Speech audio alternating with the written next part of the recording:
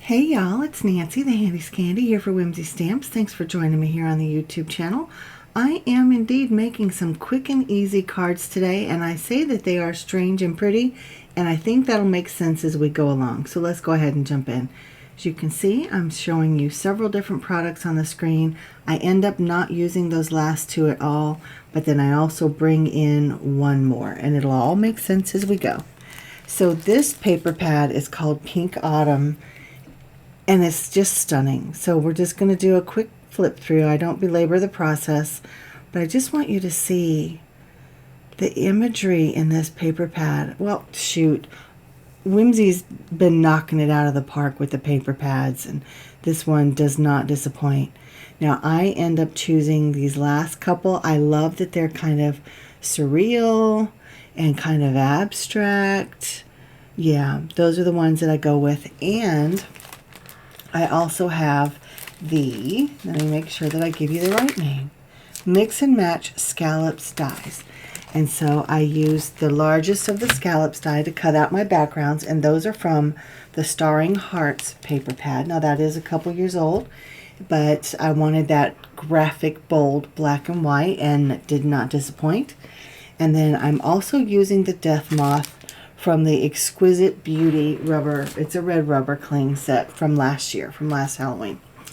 And I have just stamped it out in Versamark, and I used some black heat embossing powder, and it is from Ink on 3. It's called Black as Night. It's ultra fine embossing powder, and I wanted something ultra fine so that I didn't lose those beautiful details in this stamp.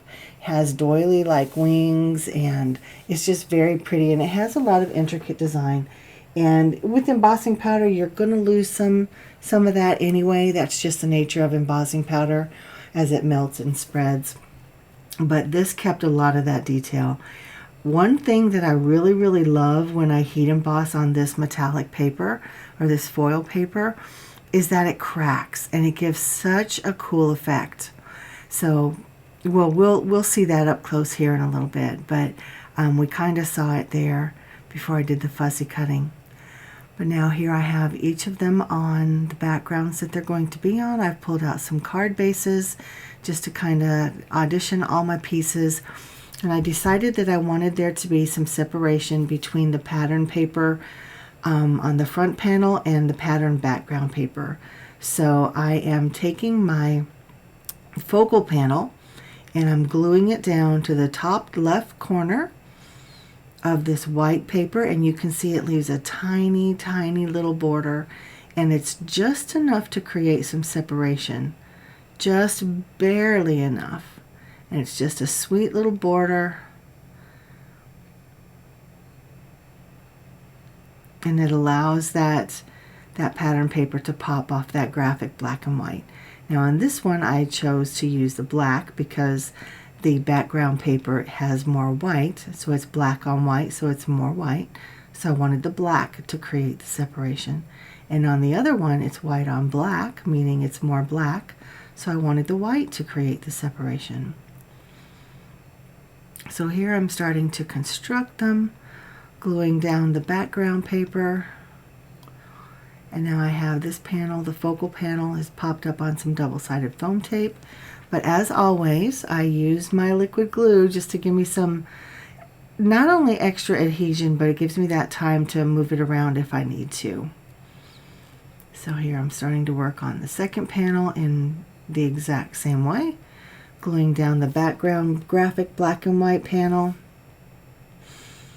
I've already got the foam tape on there, adding the liquid glue. And I do love my Barrel Yard glue. And then here I'm adding it to the center of that panel, and you can see how that little white frame just allows it to pop. And there you can see them both kind of from an aerial view.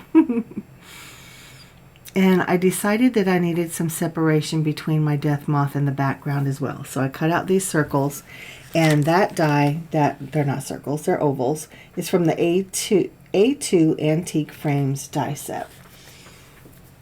So I really like the separation that creates.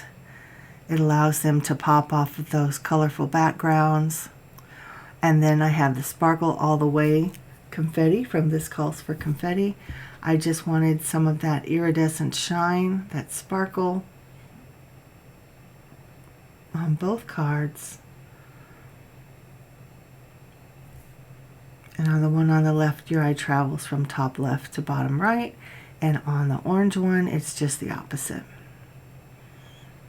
And you can see that I went back in and I added a row of rickrack. I just felt like both cards needed an element of something natural. I didn't want to do twine or moss or sisal or sticks or anything like that. So my rickrack was sitting here on the table and it actually seemed like the perfect solution. And I'm not mad about it, but that natural element just had it, I don't know, it just allowed it to pop. It just felt more complete. But again, these were quick and easy. It's mostly just die cutting, very little stamping or heat embossing. And they are strange because of the sentiment, strangeness. And they are very pretty, very pretty. You're working with some beautiful imagery, some beautiful papers. You just can't go wrong. So guys, thank you for joining me here on the Whimsy Stamps channel. Let me know what you do to make quick and easy cards. That's hard for me. So until next time, I'll meet you downstairs in the comments. And this has been Nancy, the Handy Scandy for Whimsy Stamps. Mwah. I'm out.